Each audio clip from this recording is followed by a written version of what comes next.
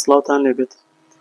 بابەتێکی گرنگ هەبوو پێم خۆش بوو ئاگادارتان کەمەوە. ئەویش بابەتەکە ئەوەیە کە کۆمەڵێک ئەکاونتی نەناسراو پەیدا بوون کە بە ناوی بیانیەوەن و ڕسمی کچیشیان داناوە، زۆرینەیان ڕسمی کچیان داناوە. داوای هاوڕێتی بۆ کورد و عەرەبەکان نێرن، بە تایبەتی بۆ کورد. دواتر کە بەشێک لەم کوردانە ئەم هاوڕێتی ئەم کەسانە قبوڵەکەن ئەکەونە قسە لەگەڵیان، بۆ دوو ئامانجی سەرەکی شەکەن. یەکێک لەم گروپانە بۆ ئەوەیە کە کاتێک ئەو کەسەی بەرامبەر کوردەکە داوای هاوڕێتی ئەمی قبوڵ کرد، پەرکێشیەکە بۆ جیهانی دراوی ئەلکترۆنی، بۆ جیهانی فۆڕێکس یان هەر بازاڕێکی ترکە هەیە لێ سادە بەژێر ناوی جۆرا و جۆران. کاتێ ئەمانە ئەکەوێتە قسە لەگەڵ کوردەکانە، بە کوردەکە هەڵێ وەرە تۆ بە 20 دلار یا بە 30 دلار یا بە 40 دلار بەشداری لەم بازاڕە بکە، لە ماوەی 10 دقەیە، لە ماوەی چارێک یا لە ماوەی ساعتە تۆ یەکسەر خێرەکەی. بۆ ئەمەش یەکەم جار بەم نیەتەیەتەوە پێش لەگەڵی. کاتە کوردەکە بۆ 40 دلار یا بە 50 دلار بەشداری لە بازاڕێکەکە شتێک ئەکرێت، شتێکی 20 دلار یا 30 دلار یا 40 دلاری، ئەمان لە پشتەوە کە ئەم گروپانە ڕاستەخۆ 20 دلار یا 10 دلار یا 30 دلار قازانج بۆ کوردەکان نێرن بۆ کەسێک کە بەشداری کردووە لەم بازاڕێ. دواتر کە کوردەکە زانی بۆ نمونە لە ماوەی ساعتە 20 دلار قازانجی کردووە، پارێکی خۆشی بۆ گەڕاوەتەوە. بۆ نمونە ئەگەر بە 50 دلار شتێکی کڕی بێ، لە ماوەی ساعتە 70 دلاری بۆ هاتوۆتەوە، هەم 50 خۆی و هەم 20 دلار قازانج.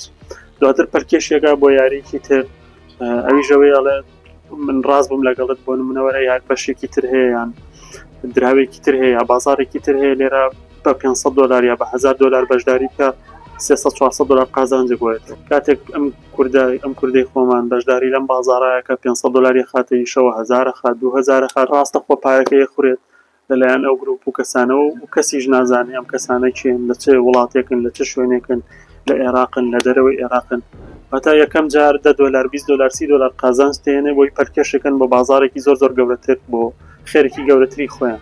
ئەو یەکەم هەنگاویشە بۆی کەسی بەرامبەریان سیقیان پێ بکات و بەشداری لە ئەو مەبلەغە زۆرە بکەن کە ئەوان مەبەسیانە.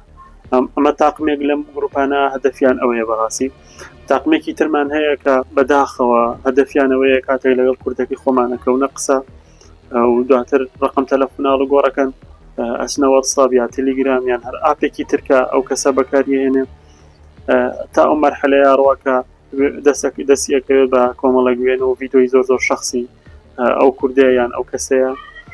دواتر لە بەرامبەر پارەیە هەڕەشەی لێەکە، ئەگەر هاتوو بۆ نمونە مەبلەغێکی بۆ ئەم گروپانە نێنێرەوە، ئەمان هەڵەسن بە ناردنی وێنە و ڤیدۆکانیان بۆ هاوڕەکانی تر لە فەیسبوک بەیان لە واتساب بەیان لە هەر شوێنێکی تر بکە. ئەم دوانە کەوتمەتە قسە.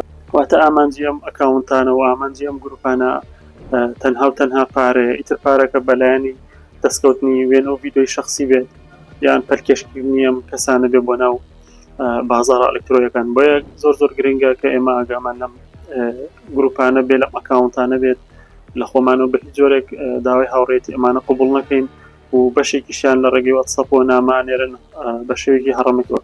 بۆیە گرنگە تۆ داوای هاوڕێتی کێ قبوڵەکەی و جوابی چی تۆ لە نامەیە، ئەو تا ئەو مەرحەلەیەش بڕۆکە ئەگەر هاتووەم کەسانە داوای شتی شخصی و بەشداریکردنی تۆیان کرد لە بازاڕە ئەلکترۆنی دراوەکانە، ڕێگەیان پێنەیت و ڕاستەخۆ بلۆکیانکەیت تا دواتر تووشی کێشە نەبی. بە هیوای کاتێکی خۆش بۆ هەموو لایەک و دوور بن لە ناخۆشی.